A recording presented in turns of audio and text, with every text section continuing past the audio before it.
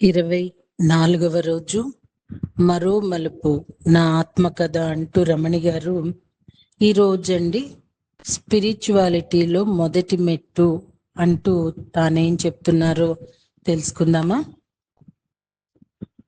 పౌలు గారి శరీరంలో ఉంచబడిన ముళ్ళు కథ. మనిషి ఆధ్యాత్మికతతో కూడైన తరువాత వచ్చే కష్టాలు శిక్షలు కాదు, శిక్షణ. నాకు కలిగిన ప్రత్యేకతలు బహు విశేషంగా ఉన్నందున నేను అత్యధికంగా హెచ్చిపోకుండా నిమిత్తం నాకు శరీరంలో ఒక ముళ్ళు, నేను నల్ల కొట్టుటకు సాతాను యొక్క దూతగా ఉంచబడిను అని పౌల్ బైబిల్లో రాయడం జరిగింది. మనిషి మనస్సు పుట్టుకతో వస్తుంది, క్రమంగా వికసిస్తూ ఉంటుంది, ప్రపంచాన్ని చూస్తుంటుంది. ఎప్పుడైతే తమరిలోని ఆత్మ మనసు ఒకటిగా మారుతాయో, ఒకదానిలో ఒకటి మమైక్యమైపోతాయి, ఆ రోజు తమరి జీవితంలో ఎలాంటి సమస్య ఉండదు, ఎలాంటి కష్టాలు రావు. ఎందుకంటే తమరి వద్ద అన్ని కష్టాలకు ఆపదలకు పరిష్కారం ఉంది కనుక. అది కూడా తమరి మనసులోనే ఎప్పుడైనా సవాలు ఎదురైతే తమరు తమ మనసుకు చెప్పుకోండి, ఇది ఒక్కటే, మీ ఆత్మ పరమాత్మ నుంచి వచ్చినది. శ్రీకృష్ణ ఉపదేశము. జీవిత గమనంలో ఎన్నో సమస్యలు. ఇవన్నీ ఎందుకు చెప్తున్నానంటే, మళ్ళీ కొత్త సమస్య ఎదురైంది, చక్కగా పిల్లలిద్దరు పెద్దవారు అవుతున్నారు, బిజినెస్ బాగా పెరిగింది, నేను ఇంట్లో అంతా సర్దుకోగలుగుతున్నాను, అంతా బాగుంది కదా అనుకుంటే మళ్ళీ శారీరక బాధ. ప్రతిరోజు పొట్టలో నొప్పి రావడం, డాక్టర్ దగ్గరికి వెళ్ళి చూపించుకుంటే ఇన్స్పేషనల్ హెర్నియా ఫామ్ అయ్యింది, బాబు పుట్టినప్పుడు చేసిన సర్జరీ సరిగా అవ్వలేదు, అందువల్ల కడుపు నొప్పి వస్తుంది అని చెప్పారు. రోజు రోజుకి దాని తీవ్రత పెరిగిపోయి ఎప్పుడో ఒకప్పుడు బరస్ట్ అవుతుంది. దీనికి అర్జెంటుగా సర్జరీ చేయాలని డాక్టర్లు చెప్పారు. దాని వెనుక జరిగిన సంఘటన ఏంటంటే, బాబు పుట్టినప్పుడు జరిగిన సంఘటనే. సర్జరీ అనగానే అమ్మ ఎన్నో ఆల్టర్నేటివ్ మెడిసిన్స్ కోసం వెతికింది. ఎన్నో పూజలు, వ్రతాలు, యాగాలు అన్నీ చేస్తూ నా బాధను తగ్గించాలని అమ్మ సాయశక్తులా ఎంతో ప్రయత్నిస్తున్న క్రమంలో నేను యోగాకి రెగ్యులర్గా వెళ్ళడం, భిక్షమయ్య గురుజీ దగ్గర 3 రోజులు యోగ సాధన చేశాను. ఎందుకంటే పిల్లలు చిన్నవాళ్ళు, ఇప్పుడు ఆపరేషన్ చేయించుకున్న మళ్ళీ 5-6 నెలలు మంచం మీద ఉంటే పిల్లలు బెంగపడతారని. ఇలాగా 4 సంవత్సరాలు గడిచాయి. బాబుకి 5వ సంవత్సరం వచ్చింది. నా ప్రాబ్లం కూడా చాలా ఎక్కువైంది. సర్జరీ తప్పనిసరి పరిస్థితుల్లో చేయాల్సి ఉంది. ఎందుకంటే ప్రతిరోజు 3-4 సార్లు కడుపులో నొప్పి వస్తుంది. బ్యూటీ క్లినిక్ చాలా బిజీగా ఉండటం, ఎంతమంది స్టాఫ్ ఉన్నా నేను క్లయింట్కి అటెండ్ అవ్వడం, అలా అటెండ్ అయినప్పుడు 1 గంట నిల్చుంటే వెంటనే నొప్పి ఎక్కువైపోయేది.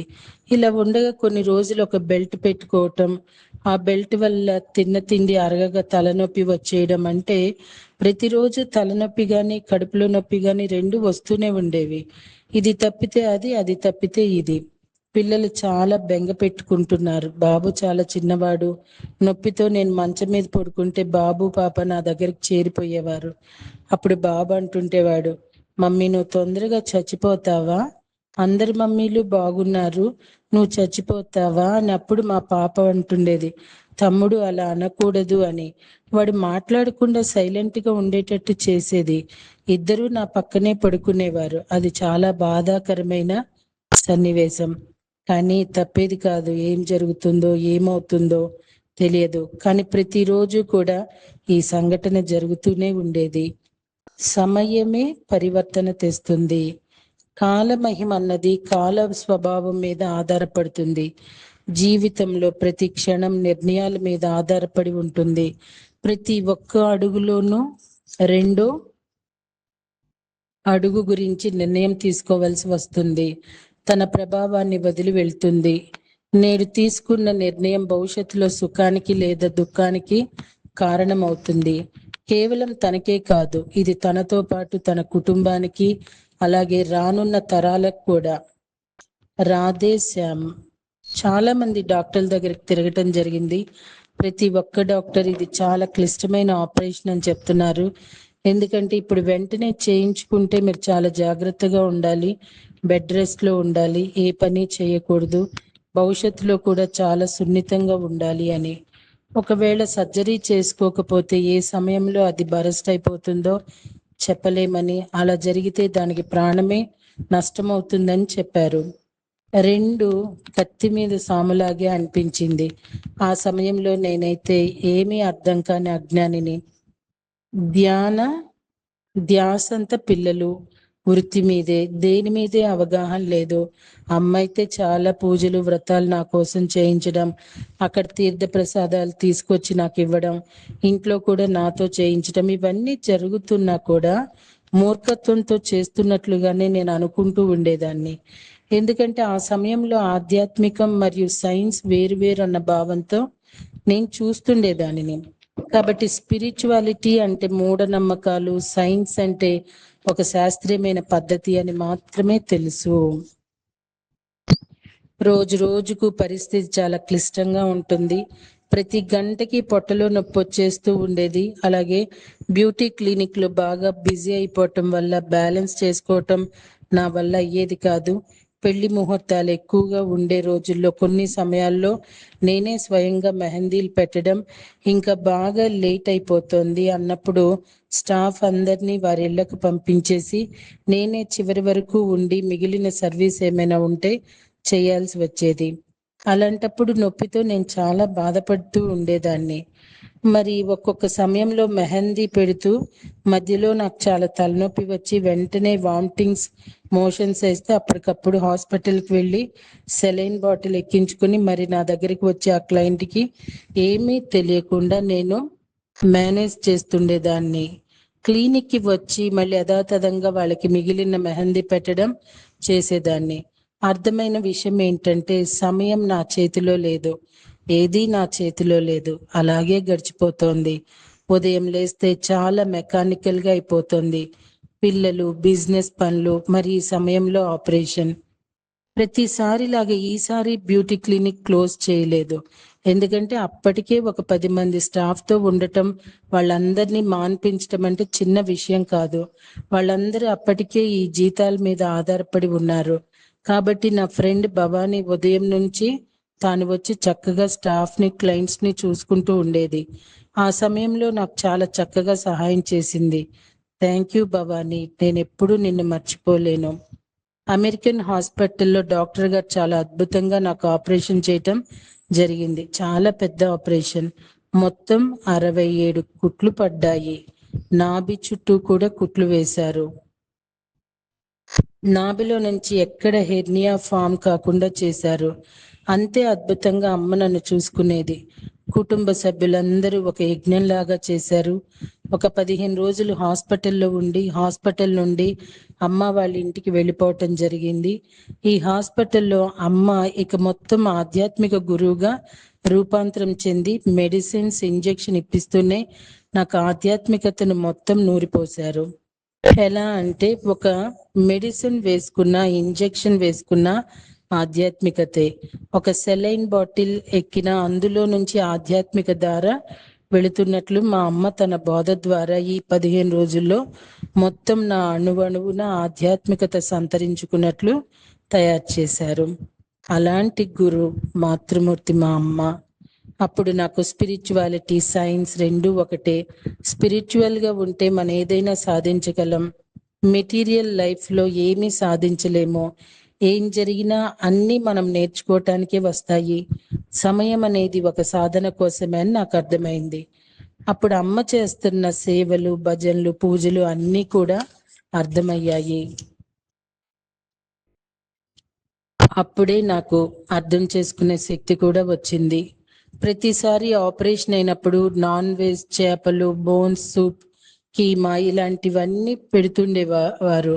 కానీ ఈసారి వాటన్నిటినీ స్వస్తి, కేవలం కాయగూరలు, పళ్ళు, మంచి శ్రేష్టమైన రుచికరమైన ఆహారం అమ్మ పెట్టారు. స్వామి చైతన్యంతో ఒకవైపు సత్యసాయి లీలలు, స్వామి యొక్క చరిత్ర, స్వామి యొక్క చైతన్యంలో ఉంటూ అప్పటికే అమ్మ ఇంట్లో అన్ని రకాల క్లాసులు జరుగుతుండటం వల్ల, ఇక మంచి ఆహారం, పూర్తిగా ఆధ్యాత్మికతలో ఉండటం వల్ల నాకు ఆశ్చర్యంగా నేను చాలా తొందరగా కేవలం నెల రోజుల్లో స్వస్థత పొందాను. దానికి కారణం శాకాహారం మరియు ఆధ్యాత్మికం అని నేను బల్లగుద్ది మరీ చెప్పగలుగుతున్నాను. నెల రోజుల్లో మామూలు మనిషి కన్నా ఇంకా అద్భుతంగా, చాలా శక్తివంతంగా నేను తయారైపోయాను. శాకాహారం నా శరీరాన్ని కాదు, ఆత్మని శుద్ధి చేసింది. నా బ్యూటీ క్లినిక్ లో మళ్ళీ యథాప్రకారంగా అన్నీ జరుగుతున్నాయి.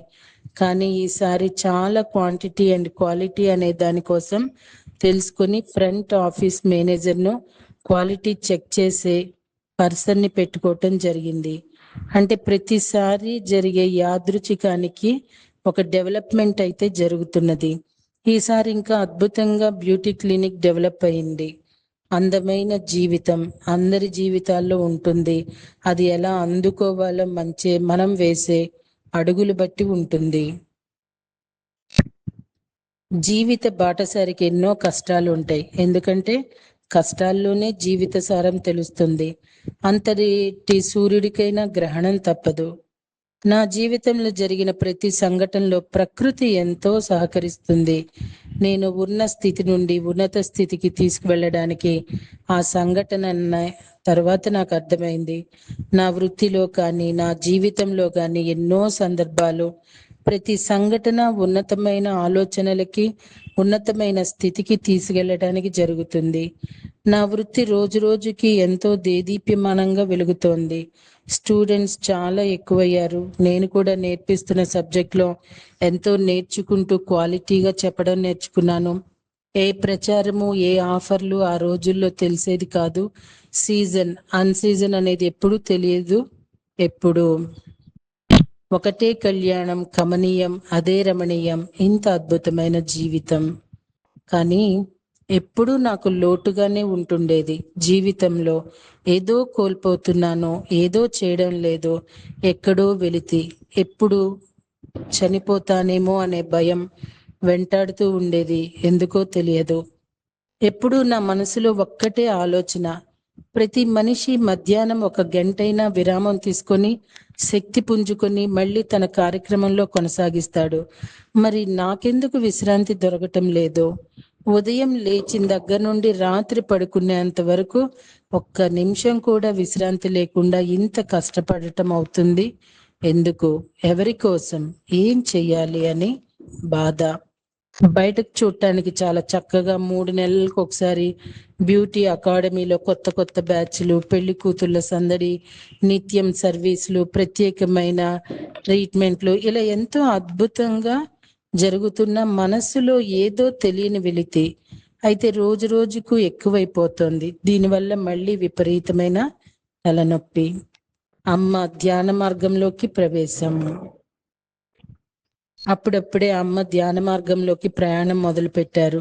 నా పరిస్థితి, నేను పడుతున్న వేదనను చూసి చలించిపోయి నన్ను కూడా తన దారిలోకి నడిపించాలని తప్పించారు. ఆ సమయంలో అక్కైపాలెం షిరిడి సాయి గుడిలో ధ్యానం క్లాసులు జరుగుతూ ఉంటే వాటికి అమ్మ రోజు హాజరవుతుండేవారు. అక్కడ జరుగుతూ ఉండే కార్యక్రమ విశేషాలు, అక్కడికి వచ్చిన మాస్టర్ యొక్క స్పీచ్లు అన్నీ నాకు ప్రతిరోజు వివరిస్తూ ఉండేవారు. మా వీధిలో అనురాధ, రమేష్ గారు అనే దంపతులు ఉండేవాళ్ళు. వారు కూడా క్లాసెస్ కి ప్రతిరోజు అటెండ్ అవుతూ ఉంటారు. అలాగే వారు నన్ను కూడా ప్రతిరోజు ధ్యానం క్లాస్కి రమ్మని ప్రోత్సహించడం జరిగింది. 1-2 రోజులు ఆ పని ఈ పని అని చెప్పి పని ఒత్తిడి వల్ల నేను వెళ్ళలేకపోయాను. కానీ వారు పట్టు వదలకుండా రోజు రమ్మని అడగటంతో ఒక రోజు కాదనలేక మొహమాటంగా వెళ్ళడం జరిగింది. అంతకన్నా ముందు అమ్మా నాన్న స్కూల్ ఉండటం వలన వాళ్లకు ఎవరి ద్వారానో తెలిసి ఈ స్కూల్లో మెడిటేషన్ నేర్పించడానికి వచ్చారు. రమణమ్మ ఆంటీ, హేమలత అక్క, సీనియర్ పిరమిడ్ మాస్టర్స్ స్కూల్కి వచ్చినప్పుడు అమ్మ నన్ను పిలిచారు. నాకు ఆరోగ్యం బాగోదని, మెడిటేషన్ చేస్తే బాగుంటుందని చెప్పి ఆ ఉదయాన్నే పిలిస్తే నేను వెళ్ళాను. వాళ్ళు నన్ను మెడిటేషన్లో కూర్చోబెట్టారు. నేను ధ్యానంలో కూర్చున్న వెంటనే నా కళ్ళల్లో నీళ్లు ధారాళంగా కారుతూనే ఉన్నాయి. ఇదంతా కూడా ఆత్మానందం అని తరువాత తెలిసింది. రేపటి రోజునండి కుమారి మేడంతో ధ్యానం. అంటే సీనియర్ పిరమిడ్. సో తెలుసుకుందామా? Thank you.